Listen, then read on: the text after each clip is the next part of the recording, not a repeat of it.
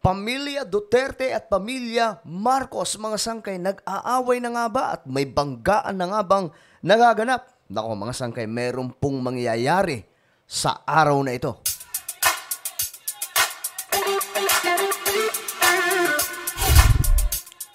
So, magandang oras po sa lahat ng mga nanunood ngayon, sa lahat po ng ating mga taga-subaybay, sa lahat po ng ating mga kababayan, no?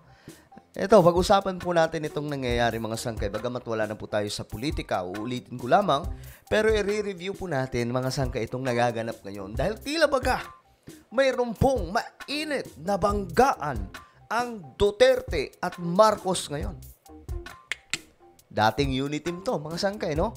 Well, bago tayo magsimula, paki-subscribe po muna yung ating YouTube channel. Sa baba ng video na to, makikita nyo po mga sangkay yung subscribe button. Pindutin nyo lamang po yan, tapos i-click nyo yung bell at i-click nyo po yung all. At kung kayo naman po ay nanonood sa Facebook, huwag nyo pong kalilimutan na i-follow ang ating Facebook page. At eto mga sangkay, meron po ako ipapagawa sa mga nanonood sa Facebook ngayon mismo, ha. Habang kayo ay nanonood, may makikita po kayong tatlong tuldok sa bandang itaas. Ayan po, gumawa ako ng video bilang halimbawa, okay? Sa cellphone, makikita nyo po yung tatlong tuldok sa itaas. Pindutin nyo lamang po yung tatlong tuldok. Then may lalabas po dyang show more. Pindutin nyo po yung show more or yung plus. Tapos, i-click nyo rin po yung notification bell na makikita po katabi ng subscribe. Ayan po. Tapos i-click nyo po yung all, okay? Ang dali-dali lamang po niyan mga sangkay, di ba? So, ito na nga guys. Ito po yung ganap ngayon. Kasi, ito mga sangkay. Tingnan po natin. Ito yung balita. Tila baga may banggaang magaganap. O may banggaan na pong nagaganap. Ano ba? Ano ba ang tamang term dito? For your information kasi, wala na po ako sa politics. So, wala na po ako, ang stand ko ngayon, wala na po akong pinapanigan sa kung sino man ang nagsasabi sa kanila ng katotohanan o kung ano pa man. Dahil tapos naman na ang eleksyon, di ba? Na nanalo na si BBM at ngayon mga sangkay, ang focus natin magbalita po kung ano man ang dapat na maihatid na balita. At dito mga sangkay, nakakita po natin na ang politika sa Pilipinas magulo. Magulo, dating kakampi, mag-aaway, akala mo best friend, biglang magbabanggaan. Ganyan po ang politika sa Pilipinas. Ngayon, ito mga sangkay, ang Duterte at Marcos, kilala po natin na dikit. Pero ito yung balita ngayon. Magkahiwalay na rally ng Marcos administration at Pamilya Duterte. Panoorin natin. Dalawang higante at mukhang magkaribal na rally ang mangyayari sa dating na linggo, January 28. Ngayon po yan mga sangkay. Anong date ngayon? January 28, linggo. Dalawa, sabi po niya, mga higante pa ito mga sangkay, dalawang pamilya. Mga higante, magbabanggaan. Ang una po ay inilulunsad ni Pangulong Bongbong Marcos na bagong Pilipinas kick-off rally sa Luneta Grandstand linggo ng gabi. Bagong Pilipinas. Familiar, di ba? Sounds familiar. Parang kay Ferdinand Marcos, bagong lipunan. Ito pong bagong Pilipinas ay ang bagong rebranding ng pamahalaan na madalas naman ay nangyayari kada administrasyon. Ang mga halimbawa niyan ay ang Philippines 2000 kay FPR, Era para sa Mahirap ni Pangulong Estrada, at ang Strong Republic kay Gloria Arroyo. Si Pinoy naman ay may daang matuwid at si Digong ay mayroong changes coming. Parang throwback din ito nung panahon ng kanyang tatay na naglunsad ng bagong lipunan or New Society movement itong panahon ng martial law. Katunayan, inununsyo itong rebranding na to ni Pangulong Marcos noon pang Hulyo 2023. At noon pa lamang, marami na rin po nagtaka kung bakit medyo delayed ang kanyang rebranding. Mas lalo pang delayed ang kick-off nito bukas, 6 na buwan matapos ang unang announcement. Ayon sa Presidential Communications Office, itong bagong Pilipinas ni Pangulong BBM ay isa na namang hudyat ng pagbabago na nakasalalay sa personal at community involvement and participation. At inaanyayahan ang lahat ng kawani ng gobyerno na tumungo sa Luneta sa linggo. So, ano to? Buong pwersa ito ng administrasyon ni Bongbong Marcos, ng presidente ng Pilipinas. Ngayon ito ngayong araw, mga sangkay, mismo ngayong magaganap. Hindi lamang po malinaw kung required din ang attendance gaya po nung panahon ni Marcos Sr. Pero kung yan ang happening sa Maynila, Ito na. Ito naman yung sa Duterte. sasabay naman ito sa Davao City ng isang kontrobersyal na prayer rally ng other half ng dating tinagurian na Uniteam.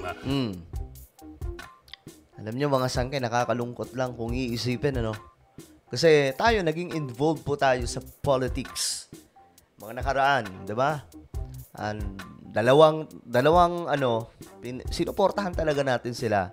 Pero nakita po natin na nung tumagal na po ang panahon, nagkaroon po ng, hindi ko alam, hindi natin matatawag na misunderstanding. Ano ba? Agawan po ng kapangyarihan ba? Parang ganun, mga sangkay. So, well, ako, habang tumatagal na, intindihan ko na ito yung sistema ng politika sa Pilipinas. No? Dating kakampi, magiging kaaway. Dating kaaway, magiging kakampi. Ganun umikot ang politics sa Pilipinas. Kasi kung saan po sila makikinabang, dun sila. Ganun po ang nangyayari. So, ang dalawang to, dati magkakampi, ngayon tila baga, nagbabanggaan. Ang mga supporter ni dating Pangulong Duterte at ni VP Sara Duterte maglulunsad daw ng isang prayer rally laban naman sa People's Initiative. Ako mga sangkay, wala na po tayong kinakampihan dito. Pero, for your information, tayo po ay pro-government. Dahil hindi po pwede yun po yung turo ng Biblia, okay? Sa Bible, ang sinasabi po doon, magpasakop sa mga namumuno. Never po sinabi ng Biblia na ganito, ang gawin nyo. Huwag kayong magpasakop sa mga namumuno. Pero mga sangkay, kahit po tayo, sabihin na po natin, nagpapasakop tayo sa namumuno, pero wala na po tayong dito eh. Politics is sobrang dumi talaga ng politika sa Pilipinas. Na ayon sa kanila ay pakanaraw ng pinsan ni Pangulong Marcos, si Speaker Martin Romualdez. Ang tema ng tinaguriang prayer rally ng mga Duterte ay One Nation, One Opposition. Grabe, ano kaya to, no? Ibig sabihin itong One Nation, One Opposition, ito na ba yung declaration na talagang sila ay opposition against the administration? Ngayon, mga sangkay, naiintindihan nyo na siguro ako kung bakit umalis ako sa politika. Yung mga ganitong klaseng kalakaran. No? Dahil, pagdating po, ako mga sangkay kasi, pinipili ko lang yung mga kaibigan ko. No? At kung ang politika lang ang magiging dahilan para magkawatak-watak ang yung mga naging bahagi ng buhay ko, especially nung politics, much better kung umalis na ako sa politics para walang sigalot na maganap. Diba dahil ang politika, wala pong, madumi po yan eh. Baka po nagtatanong kayo kung ano ang ibig sabihin nito ng katagang oposisyon. Ayan na. Hindi po yan masyadong malinaw. Pero mali namang opposition yan sa People's Initiative na inireklamo ng mga Duterte at kanilang mga alyado. Ang paratang ng kampo nila, ginagamit ng mga congressman ang pondo ng bayan para bumili ng pirma para po isulong yung People's Initiative at lusawin ang boto ng Senado. Ngayon pa lamang, inaasang daragsa sa Davao City ang mga malalapit na kalyado at mga taga-suporta ng mga Duterte para iparamdam ang kanilang suporta sa dating Pangulo. Ayon po sa mga organizers, inaasahan nilang 50,000 katao na dadalo sa pagpupulong. 50,000. At inaasahan din magsasalita. Hindi lamang po si Sara Duterte pero pati ang kanyang ama na si dating Pangulong Rodrigo Duterte. Sa madaling salita, sa dating po na linggo, ngayon yan, mga sangkay. Ngayong araw, okay? asahan ang show of force o pakita ng pwersa na magkabilang panig. Banggaan ito. Banggaan na magaganap ito. Marcos Duterte. Dati magkakampi. Ang panig ni Pangulong Marcos at ang panig ni dating Pangulong Rodrigo Duterte. Bagamat sa kanilang public appearances ay mukha namang nagkakasundo pa rin ang dalawa, ilang linggo na po nagbabangayan ang mga supporter na magkabilang panig. Ang kapatid ng Pangulo na si Senadora Amy Marcos. Minsan na pong sinabi na nababahala ang kanyang matalik na kaibigan na si VP Sara kung ano talaga ang balak sa kanya ng Pangulong Marcos. So bakit po? Dahil sa nakaraang mga buwan, tila lumalaki at ang hindi pagkakaunawaan sa pagitan po ng dalawang panig. Mula sa binagong posisyon ng Marcos administration sa China at sa West Philippine Sea, hanggang sa binatikos at binawi na confidential funds ni VP Sara, hanggang sa mga papiyaw sa war on drugs. At ngayon naman, sa pagpasok daw ng Pilipinas ng International Criminal Court. At ang pinakahuli nga ay ang Pero hindi. I-correct lang po natin. Hindi po pumasok ang Pilipinas sa International Criminal Court. Hindi po yon. I-correct lang po natin. Linaro po yan ng Presidente ng Pilipinas na si BBM. Sinabi pa nga po niya na ang ICC ay wala pong jurisdiction sa ating bansa at malinaw na pang-aapak ito sa ating pamahalaan, lalong-lalo na po sa Pilipinas. Dahil lahat po ng justice system sa bansa ay gumagana naman. Ang issue ng People's Initiative. Si Senadora Amy Marcos, panganay sa mga magkakapatid, ay kilala pong kaibigan ni Sara Duterte. Kahit po siya ay tila iwas pusoy sa linggo. Nung tanongin namin siya kung saan siya mag-a-attend, kung duma siya sa Luneta o sa Davao City, ang kanyang sagot, ang senador daw ay magsisick leave. Sick leave. So, ayan mga sangkaya. Ito nga po, may video pa po dyan tungkol sa gagawin dito sa Luneta daw.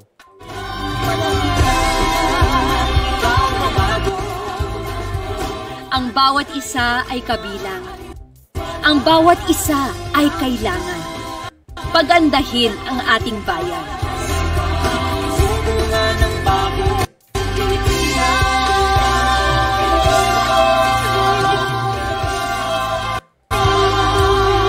Okay, yan po yung Ito yung parang Dumating na po ang bagong Pilipinas.